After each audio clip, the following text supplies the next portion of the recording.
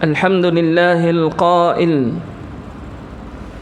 ولا تقتلوا أنفسكم إن الله كان بكم رحيما أشهد أن لا إله إلا الله وحده لا شريك له وأشهد أن محمدا عبده ورسوله اللهم صل وسلم على سيدنا محمد وعلى آله وأصحابه أجمعين أما بعد فيا أيها المسلمون اتقوا الله أوصيكم وإياي بتقى الله فقد فاز المتقون قال الله تعالى يا أيها الذين آمنوا اتقوا الله حق تقاته ولا تموتن إلا وأنتم مسلمون.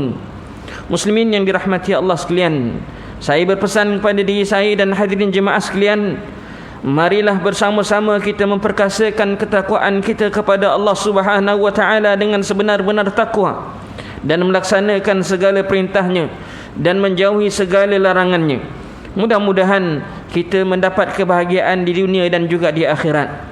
Mimbar Jumaat pada hari ini akan membicarakan khutbah yang bertajuk tuntutan memelihara nyawa. Hadirin yang dirahmati Allah sekalian, membunuh diri adalah satu perbuatan jenayah dan tindakan yang menyebabkan kematian kepada diri sendiri. Ini dilakukan dengan pelbagai cara, sama ada dengan menggantung diri sendiri, meminum racun atau terjun dari tempat yang tinggi. Tindakan membunuh diri ini merupakan satu perbuatan yang ditegah dalam ajaran Islam dan merupakan salah satu dosa besar. Ini bertepatan dengan larangan yang terdapat di dalam Al-Quran dan hadis Nabi sallallahu alaihi wasallam. Ianya juga sejajar dengan prinsip maqasid syariah yang dianjurkan oleh Islam dengan keutamaan memelihara nyawa, agama, akal, keturunan dan juga harta benda. Tegahan membunuh diri ini ditegaskan oleh Allah Subhanahu wa taala di dalam ayat yang telah dibacakan pada awal khutbah dalam surah An-Nisa ayat 29 yang bermaksud, dan janganlah kamu membunuh dirimu, sesungguhnya Allah Maha Penyayang kepadamu. Berdasarkan kepada ayat tersebut, nyawa adalah milik Allah. Dialah yang menghidup dan atau mematikan seseorang. Manusia tidak mempunyai hak menentukan hidup matinya dengan cara menyebabkan kematian kepada diri sendiri. Muslimin sekalian, sejak akhir-akhir ini kita dapat melihat laporan berita di dada-dada akhbar dan media sosial berkaitan peningkatan kes bunuh diri. Semenjak perintah kawanan pergerakan PKP dilaksanakan, kita dikejutkan dengan pelbagai insiden bunuh diri. Data Polis Diraja Malaysia PDRM menunjukkan kes bunuh diri pada tahun 2019 adalah sebanyak 609 ataupun 609 orang, manakala tahun 2020 sebanyak 631 kes. Dan bagi tempoh Januari hingga Mei tahun 2021 sebanyak 468 kes bunuh diri dilaporkan. Secara purata dua kes dilaporkan berlaku setiap hari sejak 2009 hingga Mei 2021. Kebelakangan ini kejadian bunuh diri berlaku akibat daripada tekanan, sama ada dari segi mental ataupun fizikal. Tekanan emosi dan masalah yang dihadapi boleh mengakibatkan segelintir individu mengambil jalan singkat dan tindakan di luar jangkaan seperti bunuh diri atau mencederakan diri sendiri. Walau sesukar mana pun ujian yang ditentukan oleh Allah, kita perlu menerima dengan penuh kesabaran. Namun begitu, tidak dinafikan wabak COVID-19 adalah satu bentuk ujian Allah Ta'ala. Jangkitan dan penularan yang merebak dengan pantas menjadikan kita panik. Berlaku kematian dalam kalangan mereka yang kita cintai dan sayangi. Diberhentikan kerja dengan kesukaran menyara keluarga, akhirnya dihimpit kesempitan hidup sehingga mencetuskan tekanan dan hilang pertimbangan iman. Oleh itu, ia mendorong keinginan untuk membunuh diri akibat berputus asa dengan rahmat Allah Subhanahu wa taala. Apabila berlaku sesuatu yang berlawanan dengan kehendak diri, di situlah berlakunya tekanan. Apa yang luar biasa, kita memilih untuk berkrisis, menyalahkan takdir atas apa yang berlaku, lantas mendorong keinginan untuk membunuh diri akibat berputus asa dengan rahmat Allah Subhanahu wa taala. Hadirin jemaat yang dikasihi Allah sekalian, situasi yang berlaku hari ini amat membimbangkan kerana terdapat pertambahan kes pada setiap tahun. Sebagai Muslim, kita perlu berfikir bagaimana perbuatan ini dapat dikekang agar kita tidak menjadi barah dalam masyarakat.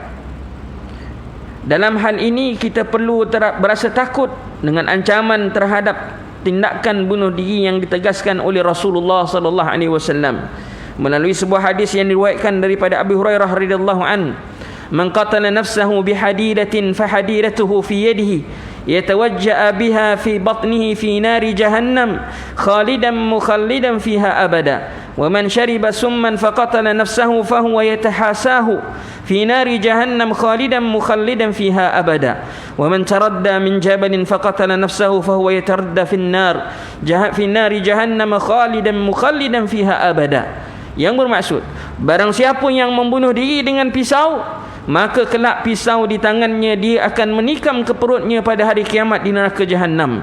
Dia kekal di dalamnya selama-lamanya. Dan barang siapa yang membunuh diri dengan minum racun, maka racun itu di tangannya, dia akan meminumnya di dalam neraka Jahannam. Dia kekal di dalamnya selama-lamanya. Dan barang siapa yang terjun dari atas gunung sehingga dia mati, maka kelak dia akan terjun dari tempat tinggi di dalam neraka Allah Subhanahu wa taala, dan dia kekal di dalamnya selama-lamanya.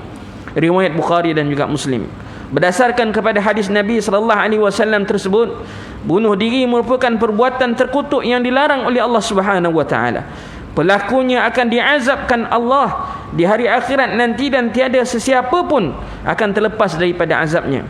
Hadirin yang dikasihi Allah sekalian, individu muslim perlu memantapkan keimanan agar perbuatan bunuh diri tidak menjadi satu penyelesaian masalah kehidupan apabila berputus asa. Antara saranan khatib untuk menghindari dari melakukan perbuatan tersebut, pertama, bersabarlah dengan ujian dan istiqamah mendirikan salat. Ini bertepatan dengan firman Allah Subhanahu wa taala surah Al-Baqarah ayat 153, "Ya ayyuhalladzina amanu ista'inu bis-sabri was-salah innallaha ma'as sabirin." Hai orang-orang yang beriman, mintalah pertolongan kepada Allah dengan sabar dan mengerjakan salat. Sesungguhnya Allah berserta dengan orang-orang yang sabar.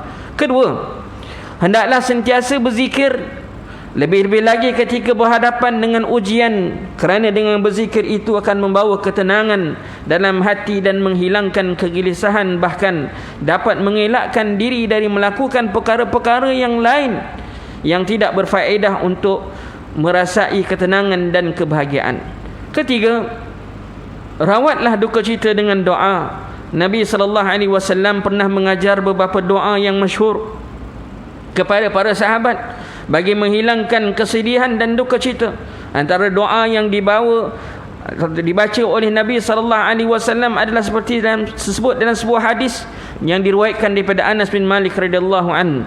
Allahumma inni a'udzubika minal hammi wal hazan wal ajzi wal kasal wal jubni wal bukh wa dhala'id din wa ghalabatir rijal. Ya Allah, sesungguhnya aku berlindung kepadamu dari hal yang menyedihkan dan menyusahkan, lemah dan malas, penakut dan bakhil, lilitan hutang dan penindasan orang. Hadis riwayat Bukhari. Namun sekiranya berlaku sesuatu yang tidak dijangka dan tidak disangka, maka bersabarlah. Belum tentu itu satu keburukan. Malah setiap ujian dan dugaan hidup perlu dihadapi dengan sabar. Firman Allah Subhanahu wa taala surah Al-Baqarah ayat 155, "Wa lanabluwannakum bi syai'in minal khawfi wal ju'i wa naqsim minal amwali wal anfusi wath thamarat wa basyiris sabirin." Demi sesungguhnya kami akan menguji kamu dengan sedikit perasaan takut, yaitu kepada musuh, dan dengan merasai kelaparan, dan dengan berlakunya kekurangan dari harta benda dan jiwa serta hasil tanaman, dan berilah khabar gembira kepada orang-orang yang bersabar. Keempat, hendaklah mengajukan permasalahan yang dihadapi kepada ahli keluarga, sanak saudara, lain-lain individu yang boleh dipercayai untuk mendapatkan nasihat dan tunjuk ajar. Oleh itu, semua pihak perlu terlibat memberi sokongan kepada masyarakat yang hidup dalam memberi sokongan kepada masyarakat yang hidup dalam keadaan tertekan sehingga sanggup mengambil tindakan nekat membunuh diri. Pemimpin atau pimpinan masyarakat, komuniti, NGO dan individu perlu tampil dengan idea dan cadangan untuk membantu dan menyokong masyarakat yang terkesan. Bersama-sama kita berganding bahu mendukung aspirasi dan usaha yang digerakkan oleh kerajaan untuk membantu mereka yang terjejas. Hadirin sekalian, mengakhiri khutbah hari ini, marilah sama-sama kita mengambil pengajaran dan penghayatan agar dijadikan pedoman dan panduan kita. Antaranya ialah, yang pertama, umat Islam hendaklah memantapkan akidah Islam dengan meyakini bahawa ujian yang diberikan oleh Allah Subhanahu wa taala adalah tanda sayangnya Allah itu kepada hamba-hambanya. Yang kedua, umat Islam hendaklah meyakini bahawa kehidupan di dunia ini adalah satu ujian yang akan dihisap segala apa yang dilakukan pada hari akhirat nanti. Yang ketiga, umat Islam hendaklah sedar bahawa membunuh diri itu adalah satu perbuatan yang dilarang oleh Islam dan termasuk dalam dosa yang besar. Yang keempat, umat Islam hendaklah berusaha mengambil langkah-langkah positif dalam menyelesaikan masalah kehidupan, lebih-lebih lagi dalam suasana PKPD ini, dengan merujuk pihak-pihak yang berwibawa dan berautoriti. A'udzubillahi minasyaitanir rajim. Qul ya ibadiyalladzina asrafu ala anfusihim la taqnatu min rahmatillah innallaha yaghfirudz dzunuba jami'a innahu huwal ghafurur rahim. Katakanlah wahai Muhammad, wahai hamba-hambaku yang telah melampaui batas terhadap diri mereka sendiri, iaitu dengan perbuatan-perbuatan maksiat yang telah dilakukan, janganlah kamu berputus asa dari rahmat Allah, kerana sesungguhnya Allah mengampunkan segala dosa. Sesungguhnya dialah Jua yang Maha Pengampun lagi Maha Pengasihani. Surah Az-Zumar ayat 53. Barakallahu li wa lakum fil Qur'anil azim wa nafa'ani wa iyyakum bima fihi minal ayati wadh-dhikril hakim wa taqabbala minni wa minkum tilawatahu innahu was-sami'ul 'alim. Aqulu qawli hadha wa astaghfirullahal azim li wa lakum ولسائر المسلمين والمسلمات فاستغفروه إنه هو الغفور الرحيم.